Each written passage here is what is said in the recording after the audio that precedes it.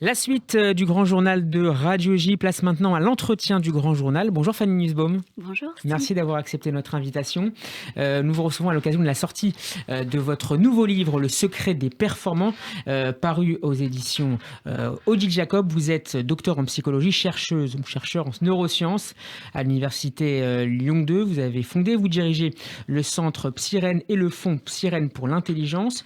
Dans ce nouveau livre, Le secret des performants, vous proposez de prolonger la réflexion entamée dans votre précédent ouvrage, Les philo cognitifs. Vous nous proposiez alors de penser à nouveau frais la notion d'intelligence. Commençons par là peut-être. Pourquoi les notions de précocité, de haut potentiel? Pourquoi parler d'enfants sur deux pour vous ne correspond pas finalement à une réalité? Parce que, en fait, quand on parle de précocité, on parle d'une avance. Or, sur le plan cérébral, souvent chez ces enfants, parce qu'on parle souvent d'enfants précoces, on ne voit pas d'avance de maturation cérébrale. On voit simplement qu'il y a un câblage qui est différent. Donc précocité en ça, c'est pas adapté. Et puis ensuite, comme je le disais, quand on arrive à l'âge adulte, y a pas ça devient complètement farfelu de parler, que de parler de précocité alors que le phénomène est le même. Donc voilà pour précocité. Ensuite, surdoué. Surdoué, en général, on y accole un de quelque chose, hein. On est surdoué dans un domaine. Mais quand on dit que quelqu'un est surdoué de façon globale, générale, on ne sait pas bien ce que ça veut dire. Alors pour certains, ça va être un genre un singe savant. Pour d'autres, ça va être C'est pas toujours associé à quelque chose de positif finalement pour ces enfants. C'est surtout que c'est pas adapté pour parler d'eux, enfants ou adultes, hein. C'est pas adapté pour parler d'eux parce que finalement les personnes dont on parle, ce sont des personnes qui ont une forte appétence pour la pensée, qui ont besoin de penser, d'extrapoler, de pousser la pensée dans ses retranchements. Et donc un surdoué, imaginons par exemple je sais pas, un surdoué un surdoué en cuisine, ou en peinture. Voilà. C'est pas quelqu'un qui forcément adore se triturer l'esprit et pousser la pensée dans ses retranchements. Donc de dire surdoué, c'est pas un terme qui est adapté. C'est pas qu'il est erroné, mais il n'est pas adapté dans ce cas-là. Et puis il y a haut potentiel, bien sûr. Haut potentiel, c'est celui qui est le plus utilisé aujourd'hui.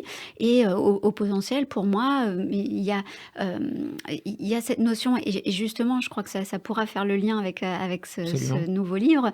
Il y a cette notion de potentiel, de quelque chose qui est en puissance, mais cette chose qui est en puissance, on ne sait pas bien ce que c'est, et on va dire ce sont des qualités de raisonnement, mais donc on va dire au potentiel intellectuel, parce que c'est pareil, si on dit au potentiel tout seul, au potentiel de quoi? On est tous au potentiel de quelque chose.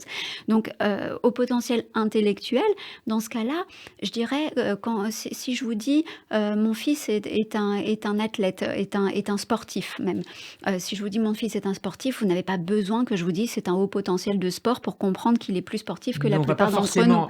L'associer à une notion d'intelligence, qui est un peu regrettable finalement. C'est ça, mais pour le terme haut potentiel, disons que pourquoi dire haut potentiel intellectuel quand on dit c'est un créatif, c'est un sportif, on n'a pas besoin de dire c'est un haut potentiel de sport, etc. Donc c'est pour ça que j'ai proposé philo-cognitif, parce que philo-cognitif, c'est quelqu'un qui a une forte appétence pour la pensée et qui a vraiment envie de penser. Et ensuite, pour répondre plus précisément à votre question, eh bien, est-ce que les philo-cognitifs sont vraiment des personnes intelligentes?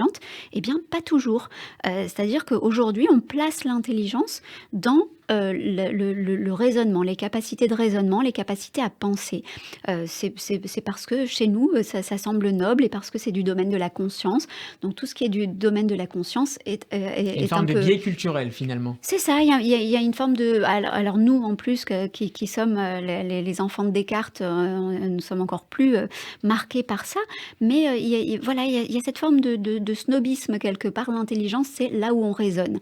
Or, en fait, on peut très bien avoir d'excellentes capacités de raisonnement, mais ne pas être capable d'en faire quelque chose au quotidien. Parce qu'elle est là, c'est la question à l'origine de votre livre. Comment se fait-il que des enfants, des philocognitifs, pour reprendre votre tome, des enfants, par exemple, dont le QI est élevé, pourquoi ne parviennent-ils pas toujours à l'âge adulte à répondre de manière positive aux sollicitations extérieures de leur environnement?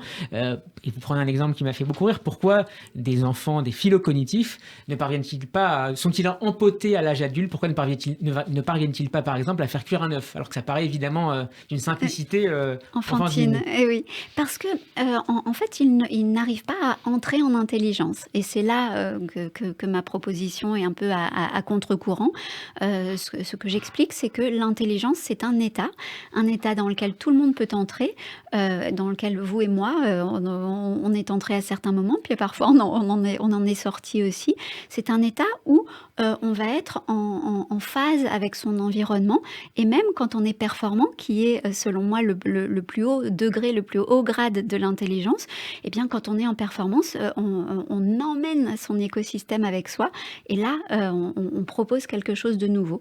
Donc ces enfants ou adultes philocognitifs, et bien en ayant de super capacités de raisonnement, ils peuvent ne pas réussir à être en état d'intelligence dans leur vie quotidienne. Donc ils peuvent être philocognitifs mais pas intelligents.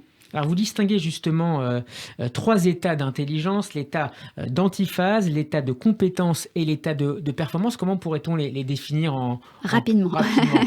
Alors, l'antiphase, c'est, je prends, vous avez vu dans le livre la métaphore de la balançoire, hein, parce que avec le papy qui pousse sa petite fille sur la balançoire.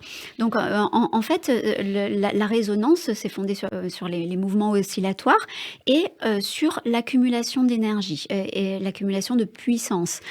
Donc, on va aller entrer en intelligence, c'est un néologisme de ma part, c'est se puissantiser, gagner en puissance. Donc quand on est en antiphase, ça veut dire que la balançoire, elle est brinque-ballante, on va pas la pousser correctement, et donc elle va aller trop vite, trop lentement, mais en tout cas, elle va pas être en phase pour un bon balancement. Donc quand on est en antiphase, on n'est pas raccord avec son environnement, on se sent justement un peu empoté, ça nous arrive à tous, hein, ces moments-là où on n'est pas en intelligence, on peut être en rejet, on se met justement à ruminer, à raisonner trop, à être trop dans le raisonnement pour le raisonnement, qui alimente du raisonnement. On n'arrive pas à mettre en pratique finalement sa compétence éventuelle. C'est ça, et on n'est pas connecté à son environnement, on n'est pas en phase. Ensuite, on est en compétence. En compétence, c'est le grade au-dessus. Et en compétence, là, c'est la balançoire qui va se balancer tranquillement, qui a accumulé suffisamment d'énergie pour avoir un balancement assez régulier. Et soi-même, à ce moment-là, on va être, comme on l'est là, vous et moi, on va être plutôt en phase, on va répondre correctement aux attentes de l'environnement, on va rien créer d'extraordinaire, même si nous, on est en train de créer un truc quand même hallucinant, mais on va rien créer d'extraordinaire, mais on va répondre correctement. Donc ça, c'est l'état de compétence dans l'état d'intelligence. L'état de performance. Et là, l'état de performance. L'état de performance sur la balançoire. Là, on va avoir les pieds qui touchent le ciel. On va, quand on va revenir vers l'avant, on va avoir le cœur qui se soulève. On ne réfléchit plus, on agit. C'est ce que vous mettez en avant d'ailleurs. Beaucoup de personnes performantes, à un moment donné, arrêtent de réfléchir et agissent. Voilà, c'est exactement ça. C'est-à-dire que avec la balançoire, on a accumulé suffisamment d'énergie pour être cette fois-ci porté par la balançoire, pour ne plus avoir à dépenser d'énergie. Et là, on est complètement connecté à son écosystème, on sent tout ce qui se passe et on est vraiment, on déroule en fait.